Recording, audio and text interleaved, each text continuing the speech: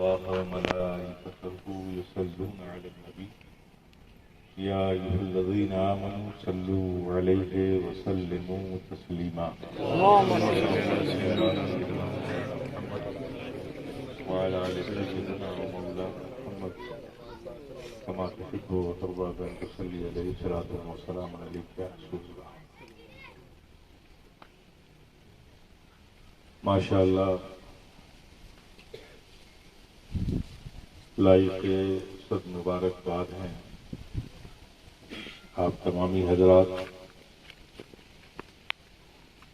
اور خصوصی طور پر وہ حضرات جنہوں نے اس میں پیش قدمی کی، اس کا ایک منصوبہ بنایا اور کاوشیں کی، اور آج ایک جو خیال تھا کہ ایسا ہو وہ اب عملی طور پہ انشاءاللہ پورا ہونے جا رہا ہے۔ اس جگہ کو سرکار کلّا عیدگاہ کے نام سے منسوب کیا گیا۔ آنے والے مصلیان کے لیے برج کی تعمیر کا ایک فاؤنڈیشن رکھنے کی جو تقریب ہوتی ہے وہ بھی منائی گئی۔ بلکہ فقیر شفیع گدائے جیلانی دعا کرتا ہے کہ جو ابھی چیز تصورات میں ہے، خیال میں ہے، اللہ پاک اس کی تعبیر ہم اپنی کھلی آنکھوں سے یہاں دیکھیں۔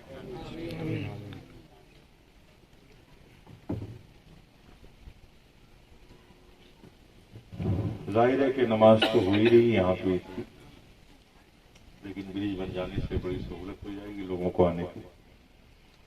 ابھی ندی خشک ہے تو کسی بھی طریقے سے لوگ آ جاتے ہیں، لیکن جب عید برسات کے مہینے میں پڑے گی تو لوگوں کا آنا یہاں بڑا مشکل ہوگا۔ اس سے پہلے کہ برسات آئے انشاءاللہ ہم اس کی تیاری کرنے جا رہے ہیں۔ اللہ پاک آپ سب کی ان خدمتوں کو، محبتوں کو، کاوشوں کو قبول فرمائے اور دارین میں آپ کے لیے اجر و ثواب بنائے آپ کے اس عمل کو۔ انشاءاللہ میں دیکھ رہا ہوں کہ یہ جگہ بڑی خوشنما ہونے والی ہے۔ سبحان اللہ سبحان اللہ سبحان اللہ سبحان اللہ۔ بس اسے اللہ پاک مبارک فرمائے۔ اور رہی بات میرے یہاں پر عید کی نماز کی امامت کرنے کی، تو انشاءاللہ تعالیٰ اب یہ تو پیدائشی حق ہے ہمارا۔ نعرہ تکبیر، نعرہ رسالت، قائد ملت،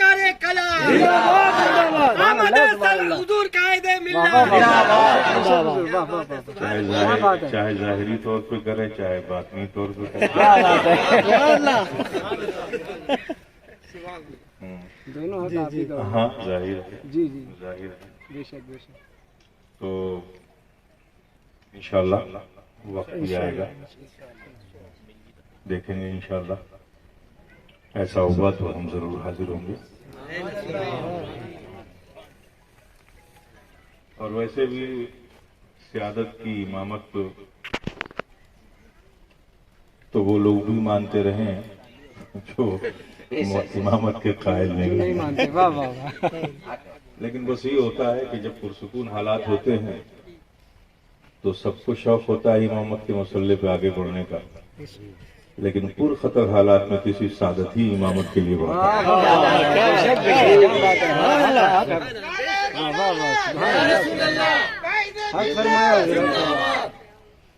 تاریخ رہی ہے، آج بھی دیکھیں نا مقررین تقریر کرتے ہیں نا، کیا کہتے ہیں؟ مسلمانوں مت گھبراؤ، ابھی حسین کی اولادیں یہاں زندہ ہیں۔ یعنی جب قربانی اور جان دینے کی بات آتی تو حسینی کی اولاد یاد آتی۔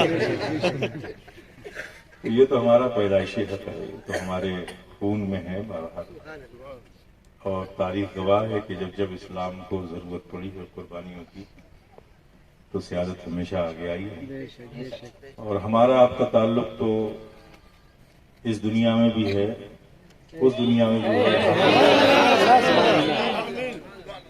جہاں سارے رشتوں کے تعلقات ختم ہو جائیں گے، بحمدی تعالیٰ اگر آپ نے محبتیں قائم رکھی ہیں تو یہ رشتہ یہاں بھی ہے اور وہاں بھی ہے۔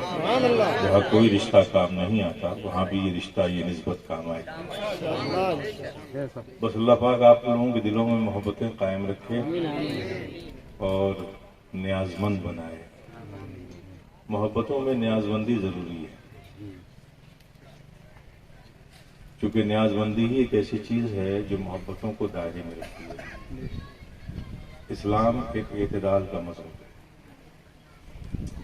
آپ کسی بھی میدان میں آزاد نہیں ہیں، محبت کرنے کے میدان میں بھی آپ آزاد نہیں ہیں، کیونکہ محبت اگر غلو کر جائے تو وہ بھی اسلام کے قانون کے دائرے میں آ جاتا ہے۔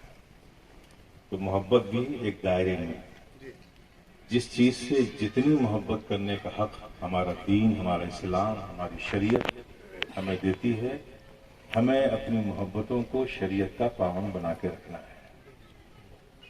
کیونکہ محبت کا دعویٰ کرنے والی اور بھی قومیں ہیں، محبت میں غلو کر گئی، اسلام سے باہر ہو گئی، لیکن اہل سنت والجماعت وہ ہے جو اپنے آپ کو، اپنی زندگی کسی مرحلے میں اپنے آپ کو وہ آزاد نہیں سمجھتی، اور آزاد ہیں بھی نہیں۔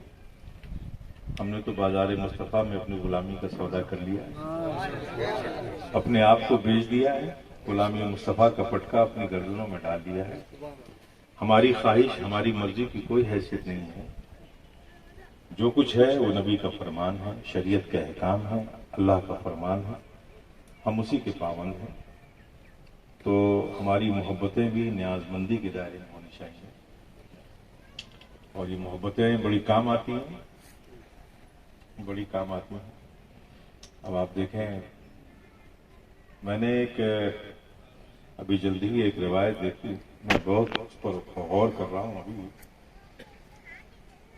کہ صواعق المحرقہ میں یہ امام مکہ نے یہ کتاب لکھی ہے، اس میں ایک روایت نقل کی ہے کہ حشر کے میدان میں اللہ پاک ایک شخص کو بلائے گا جو مومن ہے، اور اس کے اعمال بڑے خراب تھے، تو اعمال کی بنیاد پہ اللہ پاک اسے سزا دے گا اور فرشتوں کو کہے گا اسے لے جاؤ جہنم میں ڈالو، سزا کے طور پر رکھو اسے۔ جب فرشتے اسے جہنم کی طرف لے جا رہے ہوں گے تو آواز آئے گی ٹھہرو۔ اس سے باقی سوالات تو ہو گئے، بھی ایک سوال اور کرنا باقی ہے، وہ سوال بھی اس سے کرو۔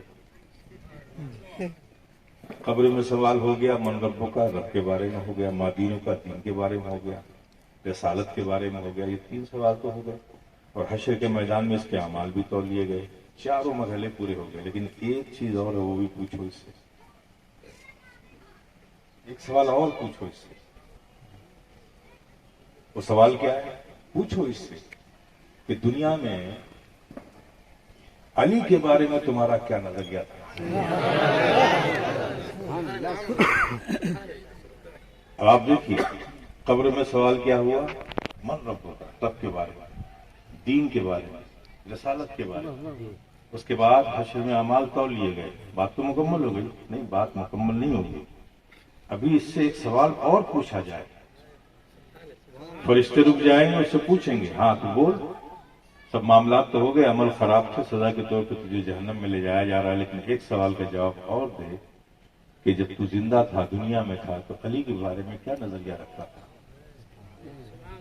روایتوں میں ہے کہ اگر علی کے بارے میں وہ اچھے نظریے رکھتا تھا، محبت اور عقیدت اور ادب کا، تو پھر حکم ہوگا جب اس نے علی کے بارے میں دنیا میں اچھا نظریہ رکھا تو لے جاؤ اسے جنت میں ڈال دو۔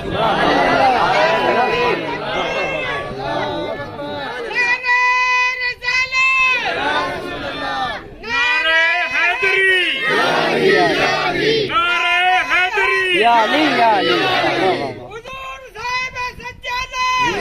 زندہ باد۔ تو یہ محبتیں کام آتی ہیں، لیکن محبتوں کو ہمیشہ شریعت کے دائرے میں رکھنا چاہیے۔ یہی اہل سنت والجماعت کا مسلک ہے۔ ہمیں کوئی حق نہیں ہے کہ ہم کسی شخصیت کا تقابل کریں. تقابل سے اپنے آپ کو بچائیے. ہر شخصیت اپنی جگہ ہمارے لیے سروں کا تاج ہے. ان کی تعظیم، ان کی تکریم، ان سے محبت، جسے نبی نے چاہا ہو، جسے نبی نے پسند کیا ہو، ہمیں کوئی حق نہیں پہنچتا کہ ہم ان کا تقابل کسی سے کریں.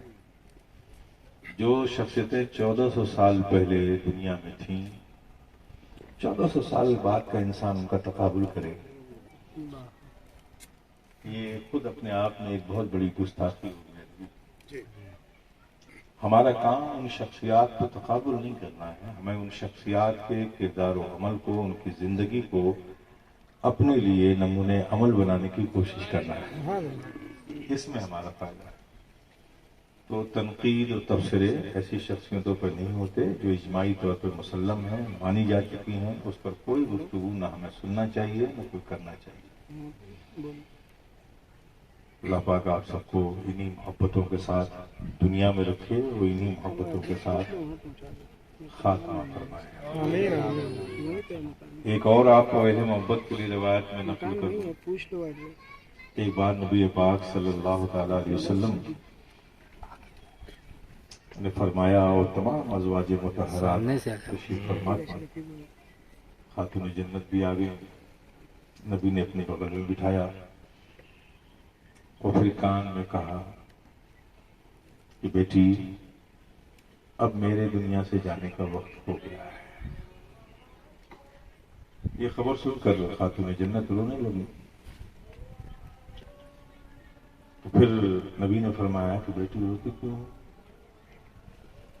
میرے بعد سب سے پہلے جو جنت مجھ سے آ کے ملے گا، میرے جانے کے بعد مجھ سے آ کر جو سب سے پہلے وہاں ملے گا، کیا تم اس بات سے خوش نہیں؟ وہ تم ہوگی. اور بیٹی، یہ بشارت ہے کہ سب سے پہلے میں جنت میں جاؤں گا اور میرے پیچھے تم جنت میں جاؤ گے. میرے بعد تم جنت میں جاؤ گے. اب چونکہ خاتون جنت ہمراز مصطفیٰ تم سے لگا، مزاج آشنائے مصطفیٰ تم، ہمراز مصطفیٰ تم، فوراً نہیں دیکھے کیا پوچھا انہوں نے. یا رسول اللہ، آپ جنت میں پہلے جائیں گے اور آپ کے بعد میں جنت میں جاؤں گی، اور وہ لوگ جو مجھ سے محبت کرتے ہیں، وہ لوگ جو مجھ سے محبت کرتے ہیں. اللہ کے میرے حبیب آقا و مولا نے ارشاد فرمایا کہ بیٹی، وہ تمہارے پیچھے جنت میں جائیں گے. دیکھیے محبتیں کتنی کام آنے والی ہیں.